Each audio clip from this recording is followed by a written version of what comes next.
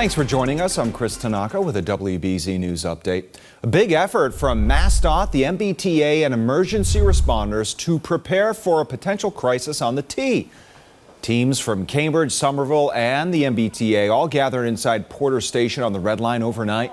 They were practicing life-saving treatment and transportation at the deepest T station. It's more than 100 feet below ground. Officials say this is a unique opportunity to practice and develop new plans without impacting traffic or train service. Well, concession workers at Fenway are warning they could go on strike again if they can't reach a new contract with the food vendor Aramark. Hundreds of union members rallied ahead of last night's Sox game. They're calling for more money and better job security. Remember, they walked off for 3 days last month.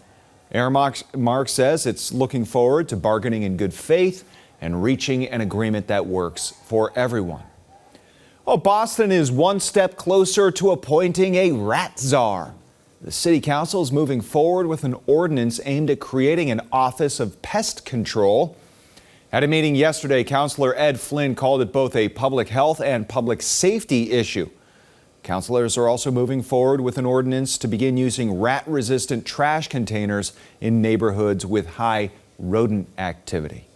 All right, time now for a check of another lovely next weather forecast. Here's Jason. Day by day, we continue to get even better, Chris, in terms of temperatures and also sky conditions. Some minor issues again this morning. South on Route 3 as well as south on 495. That's where some patchy areas of fog are developing again this morning. 5 to 6 mile visibility quickly becomes pristine later on today. So boaters, get ready. Friday, Saturday, and even Sunday, radiant sunshine, high tide right around the noon hour and pushing a little bit further out there. Cape Cod and the islands kickstarting another lovely start to the weekend, beginning possibly for many today. Friday to Saturday as well as Sunday, a string of 70s will crisscross the region, and even some upper 80s are going to be moving on in around 90 degrees by the end of the weekend. Live satellite radar right now is already beginning to show some thinning clouds. We've had a very dry month of August so far. Rain chances, hey, we got to go back to last Friday, and largely going to stay that way at least through the weekend, remaining with dry weather. High pressure is right over us right now. It pushes out into the Gulf of Maine, and what that does is take our easterly winds, become more southerly, and that southwest wind will definitely be developing by Monday and Tuesday of next week, and that is a very warm wind for us, which is why we're going to have some mid-90s possibly in the forecast by midweek.